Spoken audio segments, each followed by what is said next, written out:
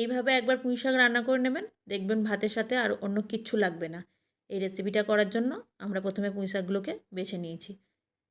দুটো আলু কেটে নিয়েছি, কিছুটা পরিমাণে কুমড়ো কেটে নিয়েছি, নিয়ে নিয়েছি কয়েক কোয়া রসুন, আদা আর চিংড়ি মাছ। এবার কড়াইতে আমরা তেল গরম করতে দিয়ে চিংড়ি মাছগুলোকে ভালো করে ভেজে তুলে নেব। ওই কড়াইয়ের মধ্যে আমরা দিয়ে দেবো শুকনো লঙ্কা ও 5 ফোড়ন। তার মধ্যে দিয়ে দেবো কেটে রাখা আলুগুলো। আলুগুলো একটু ভেজে নিয়ে দিয়ে দেবো কুমড়োগুলো।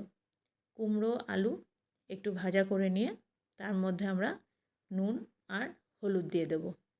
একটু নাড়াচাড়া করে নিয়ে তার মধ্যে দিয়ে দেবো আমরা আদা বাটা, জিরে ও ধনে বাটা। মশলাটাকে এবার ভালো করে কষিয়ে নেব। এর মধ্যে দিয়ে দেবো একটু লঙ্কার গুঁড়ো। মশলাটা যখন ভালো করে কষানো হয়ে যাবে তার মধ্যে আমরা সেই পুঁই শাকগুলোকে দিয়ে দেবো। পুঁই শাকগুলোকে একটু নাড়াচাড়া করে ঢাকা দিয়ে দেবো। ঢাকা খুলে তার মধ্যে দিয়ে দেবো চিনি আর ভেজে রাখা চিংড়ি মাছগুলো। একটু নাড়াচাড়া করে কিছুটা পরিমাণে জল দিয়ে দেবো পুঁই শাকের ডাঁটাগুলো সিদ্ধ হওয়ার জন্য।